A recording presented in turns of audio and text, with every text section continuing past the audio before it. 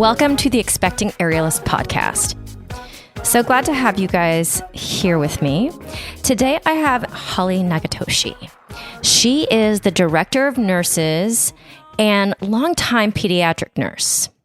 She gives us new parents guidance on choosing a pediatrician, how to survive the first few months of the baby's life, and shares her opinion on lots of things that she knows a lot of things about.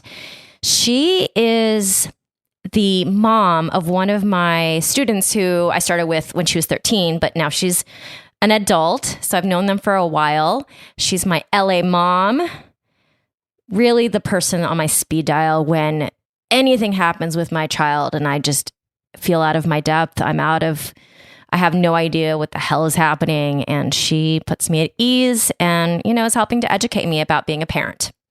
So without further ado, here's my interview with Holly. So for my listeners out there, Holly is like, I call her my LA mom. Yeah, even though she's not more than 7 years older than me, but her kid. I really am, but we'll pretend I'm not. I'm very what's the word? I live really young generally. Yeah, I think the word is immature slightly, but that's okay. Holly's had adult responsibilities for a really long time because her daughter, who is now going to be a senior in college. Is she going to be a senior? 21. What happened to the wine tour you were going to take her on? Oh my God. Life got in the way. That's what happened. Was supposed to be 21. She drove you around on 16th and you drive her around on 21. Oh my God. I have a lot to make up for you guys. So when I first met Holly, Lauren, her daughter, was only 13 years old. And she came in and she said, all I want to do is learn to do a hip key in the air. And that was the beginning of our story and never finished. She trained with me throughout high school, became such a great aerialist, and then is now such a great student in college. She... And Naveen just loves to see your face. And Holly was just such an amazing, she's such an amazing mom. She's an amazing friend to me and all of our community. And then also, she is not just a pediatric nurse, she's director of nurses at many hospitals by now. And she's the one that I call when I'm like, why is the poop green? Oh my God, do I go to the hospital? And she's like, take a deep breath. And she lists 10 symptoms that my daughter's not having. And she's like, is she having any of those symptoms? And I say no. And she's like, she's fine. Chill out. So I wanted to bring Holly on the podcast because I feel like for a lot of my listeners and for a lot of my friends, we're having kids for the first time. We're on our first kid, and you bring that little bundle of alien-ness home, and you're like, oh my God, I'm so out of my depth. I don't know what the heck I'm doing. And sometimes you don't need to go to the ER. You just need somebody who knows things to put you at ease. This is true. So she has two wonderful kids who are now capable adults with it, which I think is the goal, right? Yes. Wise decision making. Yes. Adulting little people. Yeah. And I thought I would bring her on here to kind of guide us new moms, especially when you first bring that bundle of joy home and you're clueless. So I'm going to back it up to prenatal. One of the biggest things that was a surprise to me in the process of being pregnant was that they wanted me to pick my pediatrician before the baby came. And this was such a curveball to me because I was like, well, I don't know how to pick a pediatrician. What do I ask? What do I look for? Do I meet the person? Do I do a consultation? Do doctors even do that? And then I find out the doctor has to be affiliated with a hospital that you're birthing at least unless you want to change your doctor later. It was really confusing for me, and Holly helped me through that. So for the listeners, can you kind of walk us through the process of what a mom anywhere in the world might think about and ask and do when finding a pediatrician for your unborn child? Totally.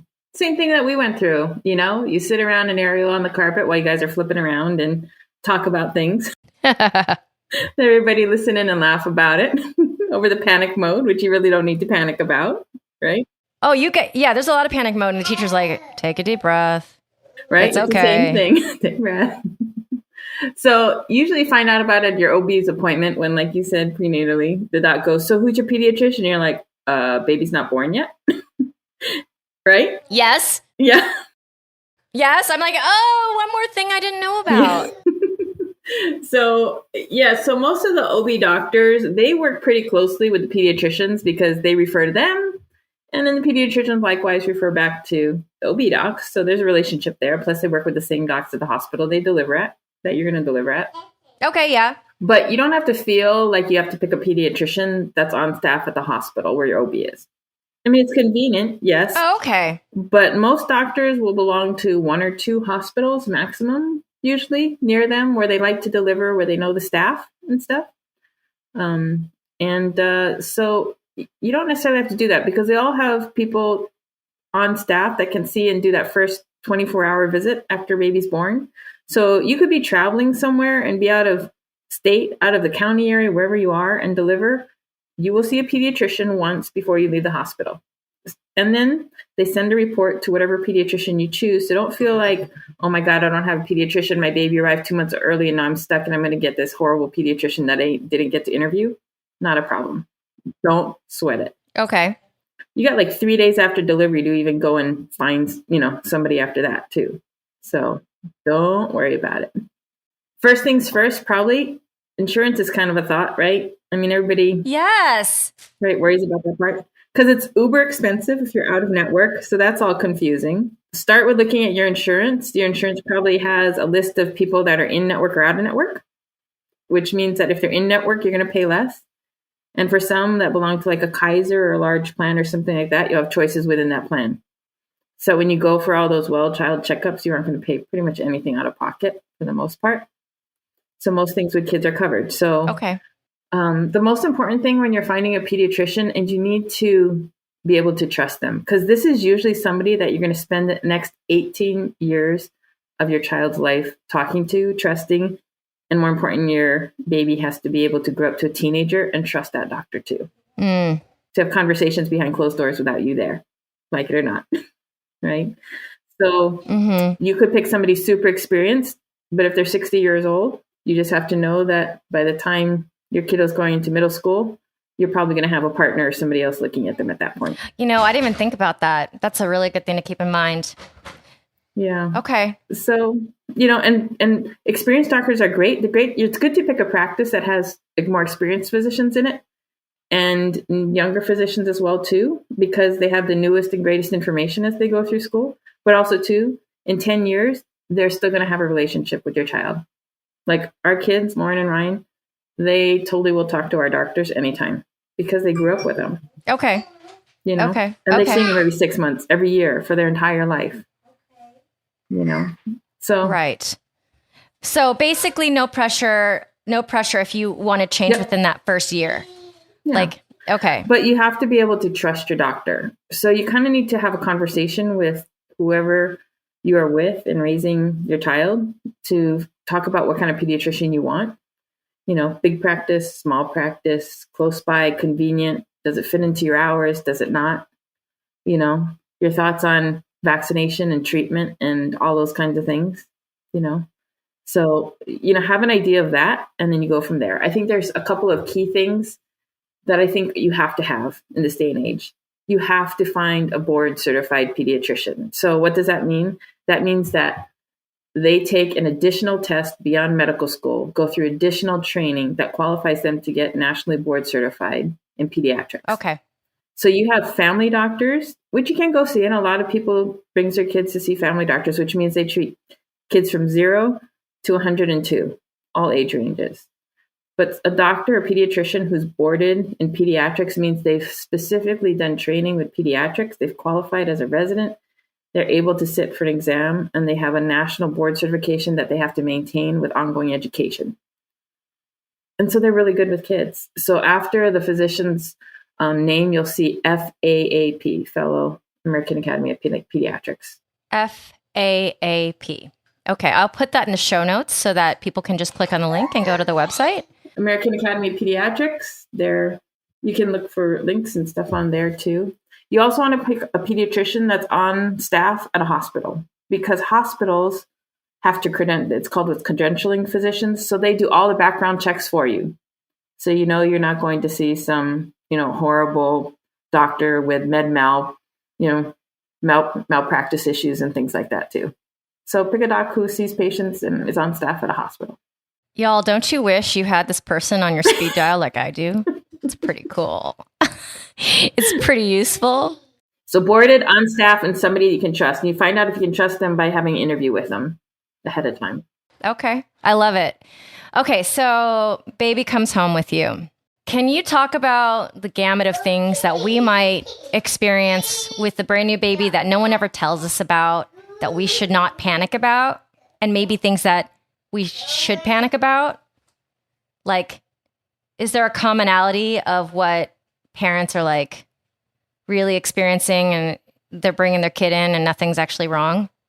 I think it's really hard for new parents, especially if you don't have a large family, if you're not around kids a lot or you haven't had that experience. It can be really kind of scary because there's no like instruction manual, as people say. I personally like pediatricians that work with nurse practitioners in their office versus physician's assistants or a lot of other people that you rarely see the physician or the NP. But that's my bias as a nurse, of course. Peds are good too, but of course, yeah, it's okay. So yeah, what are those things? Like, for example, like all things peeing and pooing and colickiness and not sleeping through the night. Like, what are the things that new parents might want to know that were never told or never specified? I think you can get too wrapped up and Google everything. I think the first thing the parent needs to do is try not to Google and panic over everything you read on Google when you come home. Babies do pretty well overall, right?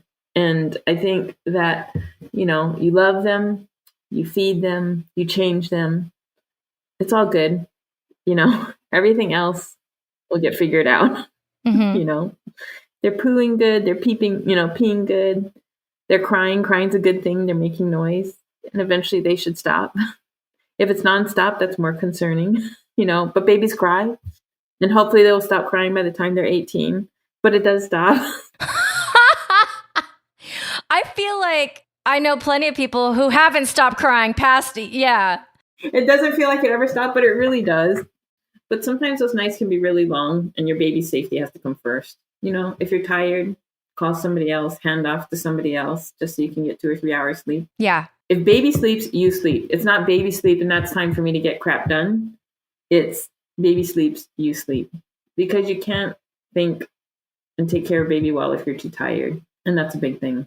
Yeah. I found it really hard to sleep when she slept, but I was going through postpartum anxiety and I would just have so much anxiety when I was trying to sleep. I couldn't get rest very easily. But I think there are moms that are like, okay, I got to get all like 10, 15 things done in this 45 minutes. And it just builds up. And after a few days of that, a week of that, 2 weeks of that, you're constantly tired. And that's where you can make mistakes like fall asleep in bed with baby, which is really dangerous. Mm-hmm. And it's okay to ask for help. It's okay to ask for help. Ask for experienced moms. Moms have been through it. It doesn't have to be a nurse or, a nurse on speed dial, like you have. It can be, family friend who's got kids that are, 3, 4, 5 years old that, you look at their kids, you're like, okay, they turned out okay. Ask for help. Put a call out to somebody. Well, I mean, I was raised in the 80s and somehow I'm alive. Yeah. Somehow. Oh my God, so funny. So what if you have a toddler and they take a big spill? They take a big, giant spill. They're not bleeding. Mm-hmm. Carrie calls Holly. Oh my God, my child just took a huge spill. I'm freaked out. Should I go to the hospital? Is there internal bleeding? Is she gonna like pass out? And then what is your response? Are they crying? Are they acting appropriately for their age? Yes, Holly, she's crying. Crying's a good thing. I'd be more worried if I'm. Yes, Holly, she's crying. She's screaming her head off, right? She's got a boo-boo. No, if they're crying and acting appropriately and normally as they feel, as they should be responding to that, not a huge thing to worry about. It's not like every time they fall, you're going to go and get a CAT scan. In fact, it's totally not recommended. They should be responding as they normally would for age appropriateness. If they fell and hit their head and now they're not waking up and not responding, not screaming their head off, yeah, I'd be a little bit more concerned. Call your pediatrician, whatever, if you need to. And that's the other thing. When you look for your pediatrician, you got to find somebody whose office staff is willing to take calls, who have odd hours, who's got other services covering them when they're not there. Okay. Who has Saturday appointments, etc., that can relieve your worries if you don't have somebody to talk to. But yeah, if they're acting normally, just wait and see how it plays out. If 5 minutes later they're acting normally and everything's good, then good. Clean the boo-boo up, put a little ice pack on it, which a toddler probably won't keep on it. But give them a couple extra hugs, wipe the tears away, and move on. If they start vomiting and they can't stop vomiting, if they, this or that, whatever is going on, then that's something you should probably call your pediatrician about if there's something abnormal going on after that. My last word is a text that says, "Are you sure she doesn't have internal bleeding?" And then Holly repeats her list of things. Mm-hmm. And then at the end, when we're wiping the tears of my child, we're also wiping mine. Oh my God, I'm panicking. And I said, I don't know if she has internal bleeding, but if she's acting normally, it's a good sign. And guess what? You're acting normally as a parent too. And then there was the time that, I don't know what age she was. She might've been 6 months. And she was pooing all her life. And then we hit this period where she didn't poo for we were on day 7 or something. And so I call Holly. Holly, she hasn't pooed in 7 days. And then Holly says to me, "Do you poo every day?" Actually, I do poo every day. I have IBS-D, so I poo more than a normal person. So is she peeing? She drinking? She says as long as those diapers are wet and she's drinking water and she's drinking all the liquids, you're okay. Just give it time. Just keep on watching. And of course, on day 8, the poo came. Big poo. Big, huge, epic poo. I mean, that's long, but they're hydrated and they're acting normally, like I said, and apple juice or whatever else your pediatrician recommends. And, it all comes out okay. Yeah. Okay. I have a really, I thought about this and I was like, okay, I'm going to ask you because I think it's really important. So the whole vaccine thing in America has become really, really complicated conversation. Mm-hmm. And as a very middle of the road parent, I've always been one that believes I should vaccinate my children. I have vaccines myself in my body. I vaccinate my child. But I have to say that if you allow yourself to go down the rabbit hole on Google, it can be just really scary.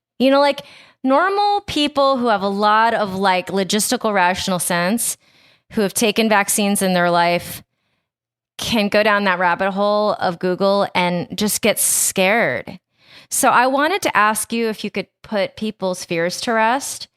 You've given me this spiel slash lecture before, and I think it's helpful to come from a woman who's just seen so many kids go through, the stage of their, the beginning stages of their life, and what you've seen in the hospital setting. So, I mean, you know how I feel about vaccines. I believe every child should be vaccinated. I'm a supporter. I don't tie it to left or right. I tie it to, we have something that can save children's lives. If you don't see a child that dies in front of you, it's easy to read Google and go oh, yeah, it's not that important. Oh, yeah, that's a risk I don't want to take. But, I worked 10 years in a children's hospital. I've seen kids die of preventable illnesses if they'd had vaccines. And the saddest part is some of it did not come from that child. It was from somebody who wasn't vaccinated, who was around them. So that other parent who decided not to vaccinate their child got this child sick, and now that kid died in another parent's arms in our ICU of something that could 100% have been prevented.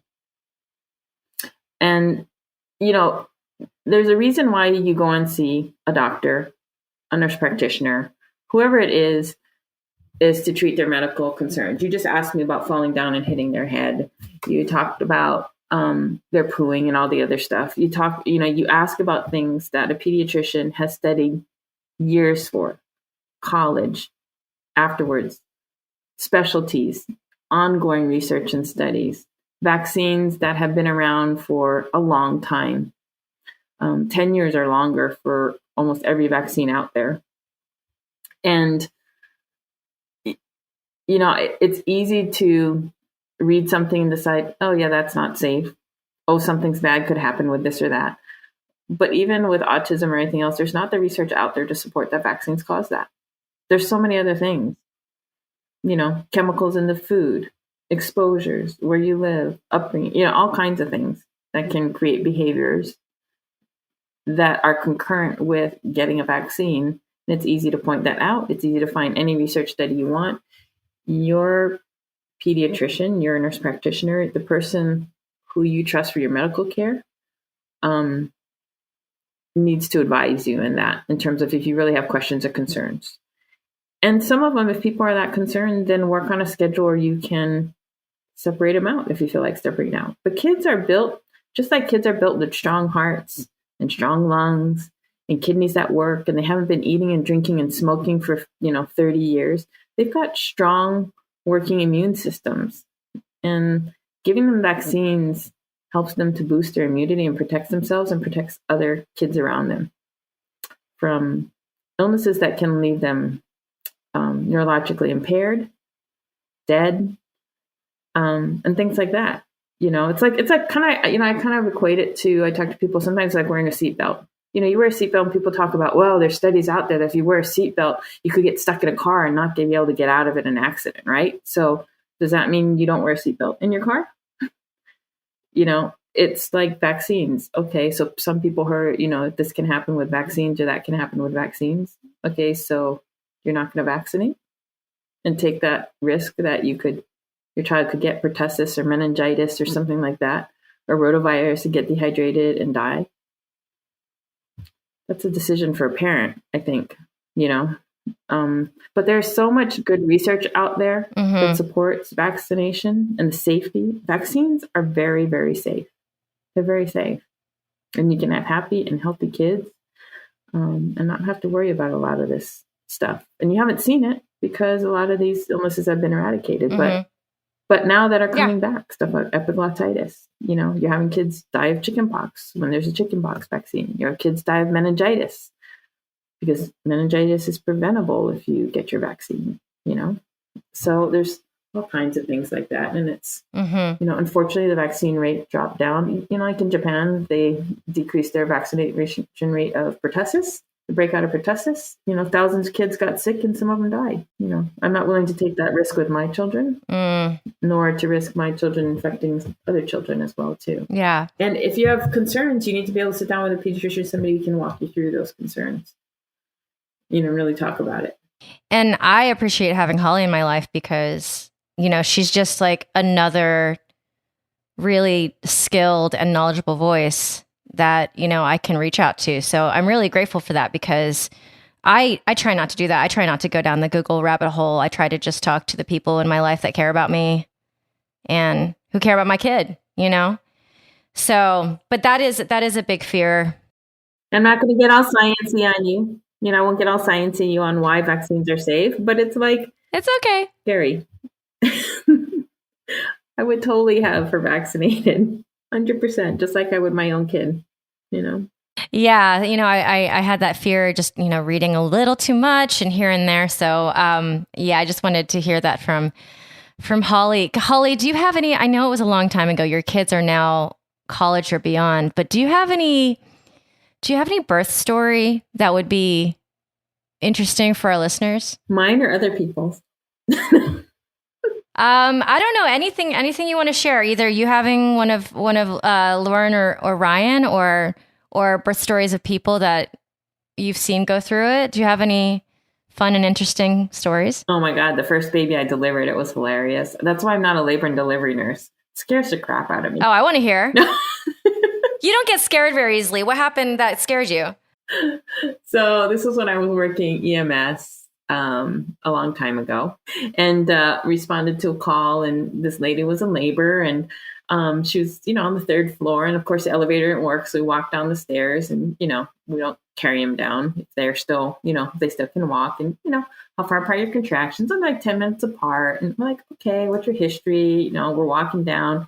I asked like 2 more questions, and she's like, oh, I'm having another. I'm like, okay, that's not 10 minutes apart. And we're like halfway down to the second floor. Like, walk faster.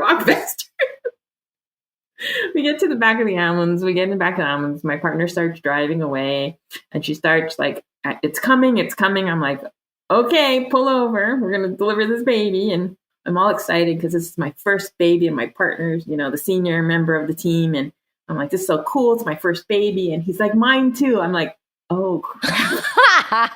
I got like a barn here that's knowing what he's doing. So I said, okay, well, this is what happens in books. I go in, water's not broken. I'm like, nope, that didn't follow the book. Step 1, the water's supposed to break first. Doesn't always happen. Don't freak out. Baby still comes out. So we broke the water. Baby had the cord around the neck twice. Got the cord off the neck. And how did you know that before? Because the baby's head came out and you saw it? Yep. So, we did the maneuver to get the cord off of the baby's neck. And then baby came out. We warmed him, dried him, screaming his head off, pink as anything. We were totally excited, high-fiving and everything. And then it was time to cut the cord. And we're like, okay, but isn't, on TV you see dad's supposed to cut the cord, right? Or, partner or whoever is supposed to cut the cord, not usually the doctor, whoever, right? It's kind of like, I don't know, the social or cultural thing to do because that's not in the book. So we let dad cut the cord because he was in the ambulance, and we're walking out, and the nurse comes walking up to us and like, you guys made a mess. You didn't clamp the cord on one side. The placenta cord's leaking all over the floor from mom. And always bleeding out. We just kind of made a mess. So we walked by the baby too, and baby's in the scale, and it had the cord with 2 clamps on it. The dad cut on the opposite side of the cord than he needed to instead of between the cords. Oh. And I was like, oh my God. It was funny. It was cute. And I was like, eh. And after that, delivered another about 7 babies in the field. It was fun. Ryan getting delivered. Well, everybody was watching Who Wants to Be a Millionaire while I was, screaming my head off. Oh, and the TV was on the wrong side of the bed because probably a guy designed the room instead of, woman who's got to lay on their left side, right? While they're waiting to deliver. Oh my goodness. So did you end up having them both without a C-section? Lauren's pregnancy and delivery is a little bit more complicated. I was pretty close to having a C-section with her. My blood pressure was really high. So my doc said, I'd give you 3 more pushes or you're going to have a C-section. So anyway, luckily we didn't. Delivered. So she's my mini-me. It's pretty cool. Since you're my LA mom, some general parenting advice. Wow, that's a lot to cover, Kara. I know. Give me a jewel. I think loving your kids and listening to your kids, no matter what the age, is really important. Whether they're 2-year-olds and not forming words, or whether they're 10 years old and having friend issues, listening versus trying to solve all their problems is always a good thing. That's challenging sometimes, though, right? Even worse when they're 18 or going through rough stuff, and or when they're 21 and serious boyfriends and girlfriends and stuff. Then they'll always trust you to listen to you. They'll trust you to listen to them, but not there to solve everything. Trying to let them solve things. Even at 5, you got to let them try and solve their own things. Holly's one of the best moms I've ever met. She's somebody I look up to as a mom. She lets her kids grow and make mistakes and with boundaries. Yeah, she's an amazing mom, and she's an amazing mom to our entire group of friends. Even though age-wise, you're not really that much older than us. Yeah. As a new parent, I feel like there's a lot of advice that I look for just keeping the alien alive right out of the womb. And then later it's going to be a lot more questions of like, oh my God, what do I do about this kid that's bullying my child? What do I do about picking schools? I was adjacent while Lauren was going through high school, and there was so much drama at high school. Well, you started with her at 13. Yeah, like this girl got picked to be the lead because of some like really underhanded reason, and things aren't straightforward in high school, and sometimes the teachers and administrators act like children themselves. Man, I don't know how you did it. You become president of the parent association. No. That's what you did. Change the rules from the inside. You cracked me up. Oh my God, it's so funny. Yeah. So, okay. So for the moms out there who live anywhere in the world, you gave a couple resources. Are there any resources for moms to use as resources to get through that first year? I think, like I said, once you find that good pediatrician you trust in their office, whether it's, their group has, like I said, nurse practitioner, them and whatnot, they usually have resources that they work with in your community, especially like before. I think a lactation consultant is a great, great resource. And most pediatrician offices will have a lactation consultant. And the reason why I say that is because breastfeeding is really important, even if you can do it for a short period of time, for whatever reason, or you decide to do it for a year. The benefit is that they teach you that, but they also teach you a lot of baby basics, and they relieve a lot of those things that you were stressing about. So when they're over at your house for an hour or two, that, $40, $50, $80 investment is something that will help you with your baby the first few weeks you're home a whole lot more than just teaching you how to breastfeed. Like total baby basics. Think of it as a one-on-one training session. Mm-hmm. Okay. It's probably the best investment new parents can get, because it's not coming from aunt or mom who's telling you how to do things when they did things 100 years ago. It's coming from a neutral party who really knows what's best for your baby in terms of care. You don't just get the breastfeeding. And you're like, here's how you change a diaper. This is what the poop should look like. This is how you hold them. This is how you swaddle them, and those are the things that it's really worth it. So if you find a pediatrician, ask who they use as a lactation consultant, and have them come over once or twice the first, week or two that your baby's home. Okay. Or even the first, 24, 48 hours. It really helps to put a new mom's mind at ease, especially if you haven't had that experience with kids before, or you don't have somebody like, who can drive by and go, hey, how's it going? Or, help you out with things. So that's one perk. The vaccine information, a lot of people with all this, COVID vaccines and everything else, there's actually really good, safe information on CDC, vaccine information sheets, questions parents commonly ask about vaccines. That's always a good website. The science is clear. It's straightforward. It's accepted, for many, many years. So there's that. Any children's hospital websites near you, they have a lot of information and resources on there as well, too, that they validate and go through and make sure that it's accurate and correct and everything else.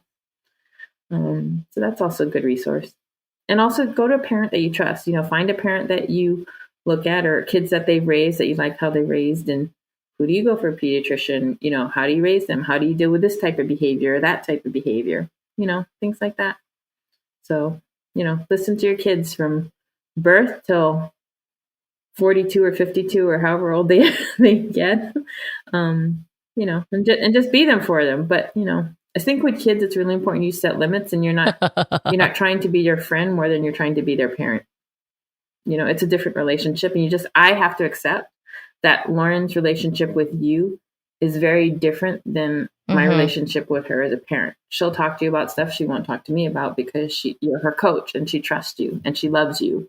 You're like a big sister to her. Yeah. You have, but I think a lot of parents try to be their best friends, and sometimes that's not what kids need.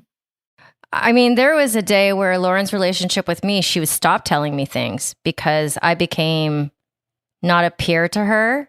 I was never a peer. I was always her coach. But like, there came a day where she would tell stuff to her peers and not to her coach and not to her mom.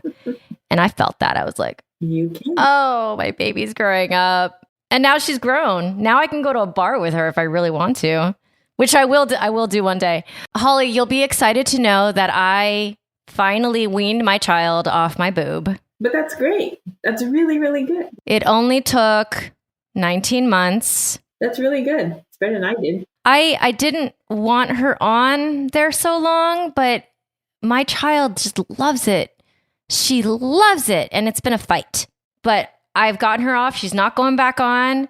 My boob is, and only one of them worked. Only my right boob ever worked. It's confused. It's trying to make milk and trying to stop at the same time. You know what? Don't worry about it. It won't be making milk at age 50. So eventually it'll stop too, just like the crying. I'm ready for my body to go back to normal. So. Oh, Oh my God. I also started sleeping full nights like a week ago. Nice. Like it took 19 months to sleep through the night. I survived. See, I told you. Holly, I really thank you for your time and for your wisdom in my life, and thank you for sharing it with all my listeners. And you're welcome. You can call me anytime. Yeah, you're just a great resource. I have a lot of great resources. I'm very lucky. And it's one of those relationships where I won't talk to her for 6 months and I'll be like, I don't even say hello. I'm like, my child did blah, blah, blah. And she just calms me down because it's usually me that needs the attention, and the calming. All parents go through that. And she just looks at me she's looking at me right now. No, I love you, Care. She's looking at me with that look right now, like, oh, poor thing. Yeah, Holly, thanks for being here, and I'll have you back. We'll talk about other issues relating to baby. Sounds good. Anytime, my friend. Thank you so much to Holly Nagatoshi for lending her wisdom and time to us. I will put the resources she mentioned in the show notes. Also, go to the show notes for that link for my free ebook for being a listener. Understanding Aerial Silks comes out July the 1st. Thank you to Asa Watkins for music and post-production. And if you would honor me with a 5-star rating and a review anywhere you get your podcasts, it really helps other people find this community. And I want you guys to enjoy your week. Thanks so much for being here. You've been listening to the Expecting Aerialist podcast.